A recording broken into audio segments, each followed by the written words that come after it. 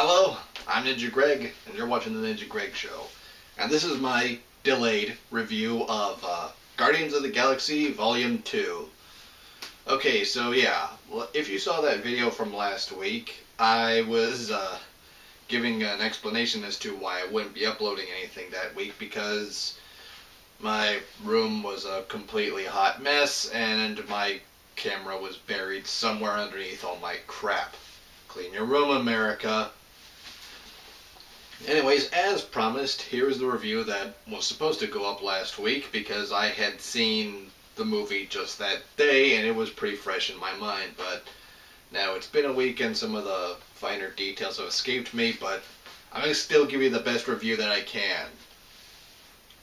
Okay, so this movie picks up maybe a year or two after the last one, and it's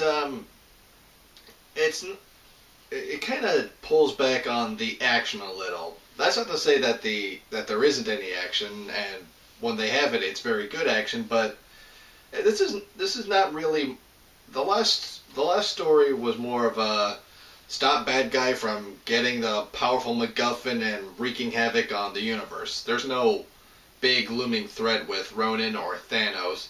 This is more of a character piece, focusing on Star-Lord and Yondu, which in the end kind of connects it back to Star-Lord. I'll get into more of that later. But yeah, that's not to say that there isn't any action. You know, there's plenty of that. You know, sci-fi action, superhero actiony goodness in with starting out the movie with the Guardians fighting off this big monster that they were contracted to bring down by the Sovereign, and then, you know, their whole deal with the Sovereign goes south because a certain raccoon just couldn't help keep his greedy little mitts off of these super important batteries, and of course they do the one thing no mercenary or bounty hunter or anyone who works with contracts should do, and that's piss off your client. So now the Sovereign are out to bring down the Guardians of the Galaxy because one raccoon just really, dude, really.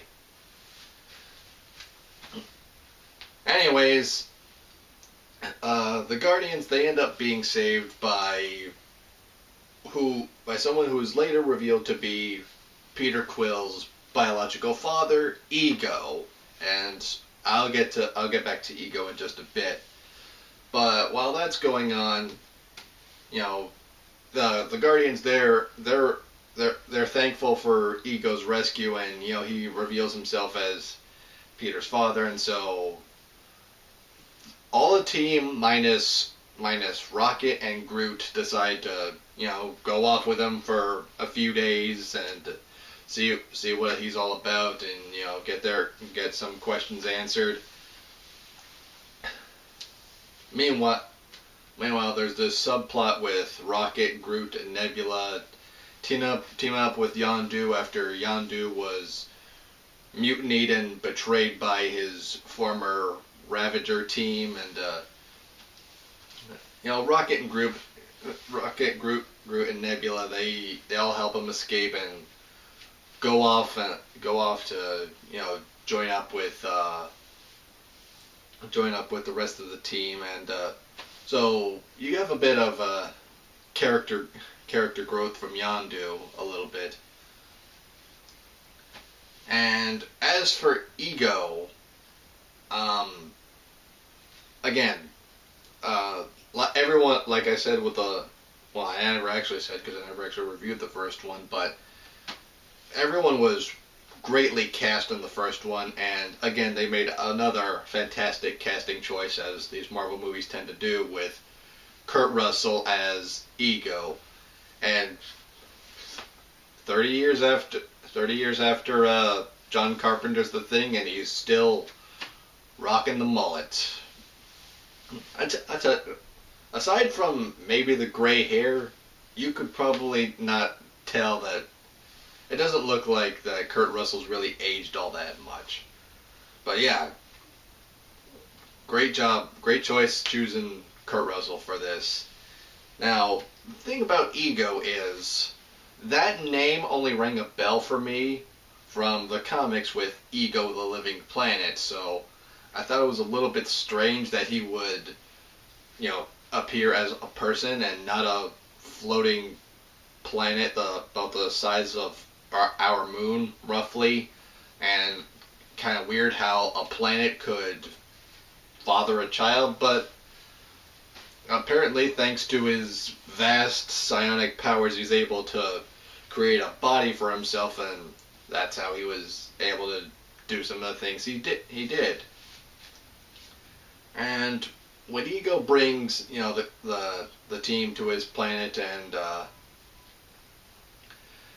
the him and Peter start bonding, and he starts sharing his story, and things start to go well until Ego reveals his true colors. Of course, he plants these seeds that on these planets that he's been to, so that he could just wipe them out and kind of recreate the universe the way he wants to. And one thing that kind of put that plan on hold was, meeting Peter's mom, Meredith Quill, and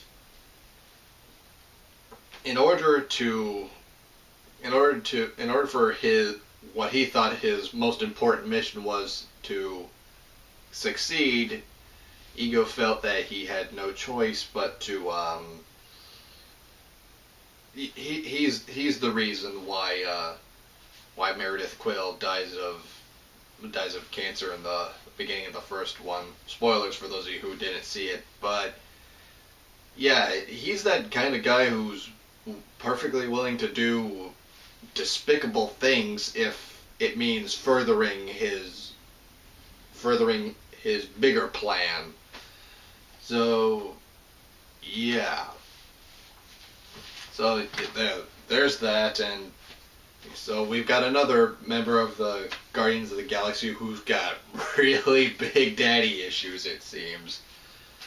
But it's pretty good. It's in helping Peter, learn about who he is and what it means, what that means to him as to whether he's, part of this race of virtually immortal aliens called the Celestials, or whether he's human. And in the end, he chooses his humanity because that means more to him than living forever and having access to the kind of power Ego had.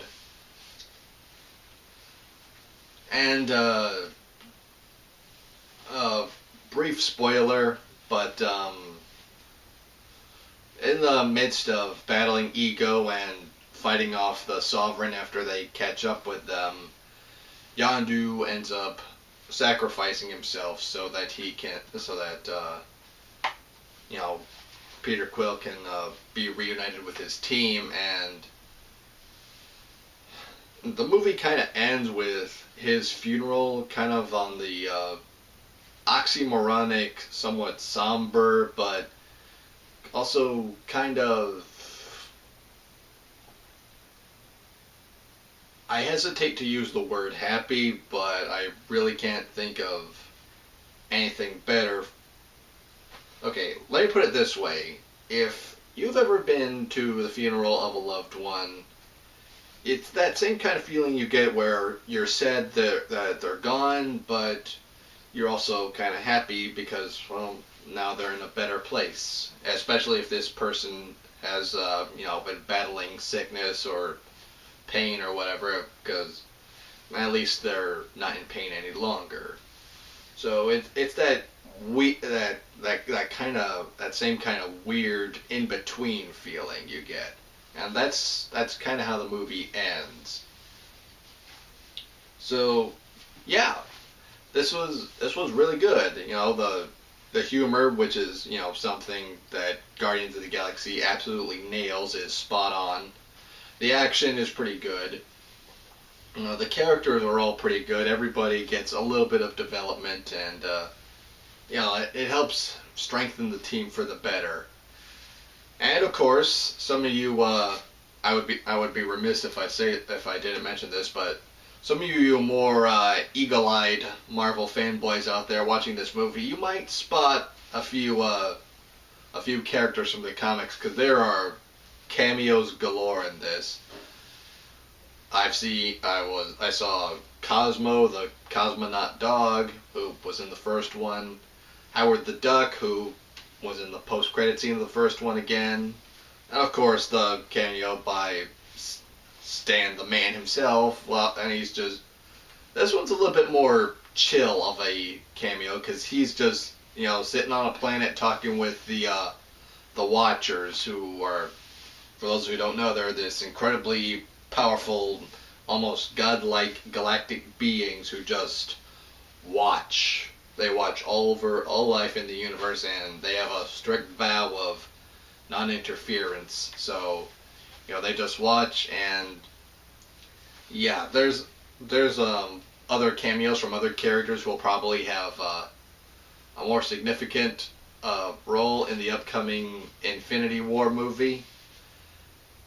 And even a teasing of another character who's probably going to play a more vital role in that two-parter when that comes to a head.